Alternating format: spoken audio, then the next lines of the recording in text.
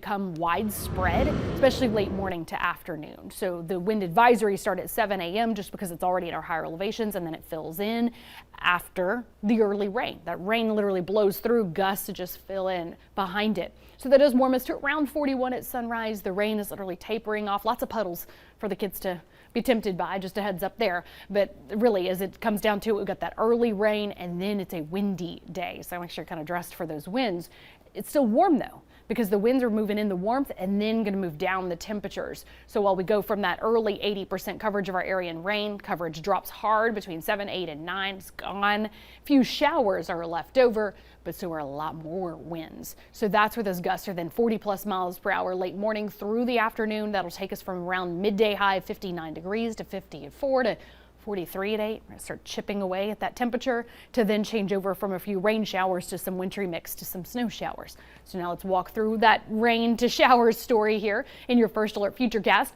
Like I said, 6 to 7, there's that back edge clearing the plateau. 7 to 8, back edge clearing the valley. Still rainy up through Gatlinburg to Morristown. 8 to 9, a few showers here. Then the windy story late morning through your afternoon. So some scattered rain showers are still developing, but it's mostly windy. It's still pretty breezy, at least going into the evening. And then we'll take those showers and change them over from rain to some sleet to some snow. So mostly seeing that rain to some mixing down below in the valley, just a little too warm. Already seeing some scattered light to moderate snow showers outlining the valley. But since it's showers, meaning on and off, I would just kind of get some pockets of snow developing on into your early morning hours in our higher elevation. So far, we've had that rain range from around 1/10 to 4/10 of an inch of rain. So now let's continue to fill that in for the rest of our area. And that rain forecast where you live, still got another 1/3 of an inch coming in on the plateau. Still have a good 1/2 inch to 3/4 of an inch coming up through parts of the valley.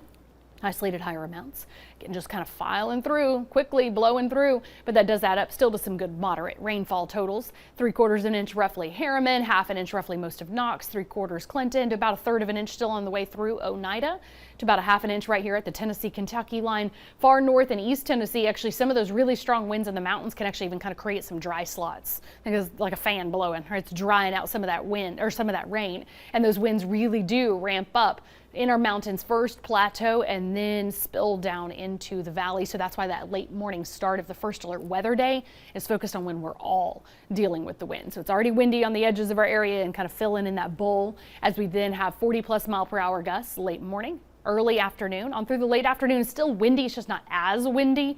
So then those gusts will be more so 20 to 30 miles per hour as things will then be winding down. Then the temperatures wind down with this scattered wintry mix to some higher elevation snow. It does look a little bit spottier tomorrow afternoon. So that's where we just kind of chip away at that. Still have some cold winds, and then the highs the next couple of days are only in the low 40s with more of a wind chill factor. At least we'll continue to wind this down even more so, more sun on Friday. A nice little dry time there on Saturday with a little more warming before the next system brings us some scattered showers Sunday into Sunday night.